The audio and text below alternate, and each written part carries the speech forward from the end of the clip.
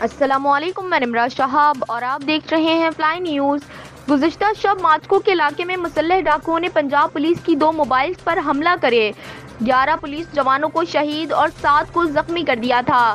شہید ہونے والے جوانوں کی نماز جنازہ آج صادق شہید پولیس سینٹر میں ادا کر دی گئی۔ نماز جنازہ میں آئی جی پنجاب پولیس ڈاکٹر عثمان انور سمیت دیگر سینئر افسران نے شرکت کی۔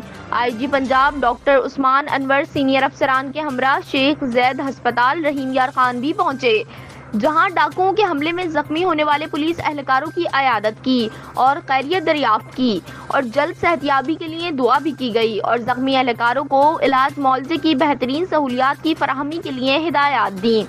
آئی جی پنجاب نے کہا کہ پنجاب پولیس کے بہادر جوانوں نے ملک اور قوم کے لیے ہمیشہ عظیم قربانیاں پیش کی ہیں۔ پنجاب پولیس کچے کے ڈاکوؤں کے خاتمے تک کارروائیاں جاری رکھے گی۔ سانحہ ماچکو کے خلاف پنجاب پولیس کا جوابی وار۔ رات گئے جاری پولیس آپریشن میں کچا ایریا کے خطرناک ڈاکو بشیر شر کیفر کردار کو پہنچایا گیا۔ بشیر شر گزشتہ روز پولیس اہلکاروں پر ہونے والے حملے کے مرکزی ملزمان میں شامل تھا۔ اس کے 2 ساتھی ڈاکو نصیر اور مینا شدید زخمی ہوئے ہیں۔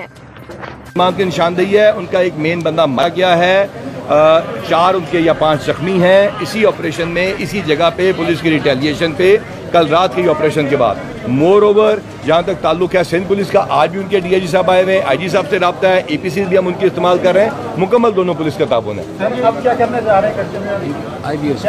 انٹیلیجنس بیسڈ آپریشنز بھی ہیں، چوکیوں کو مضبوط بنانا ہے، وہ چوکیوں کا مقصد، اس میں جو ٹرانسپورٹ ہے اس کو کرنے کا مقصد، وہاں پہ گشت کا مقصد یہ ہے کہ یہاں پہ رحیم یار خان یا سیٹل یا صادق آباد یا اس کے ملحقہ علاقے وہاں پہ محفوظ رہیں، یہ چلتا رہے گا۔ 5 ڈاکو نہیں، سانحہ 65 بندے اسی انفارمیشن پہ 65 بندے ہم نے ان کے مارے ہیں، 65 سے زیادہ، کل 66 ہے، 106 سے زیادہ یعنی 100 سے زیادہ ہم نے ان کے زخمی کیے ہیں۔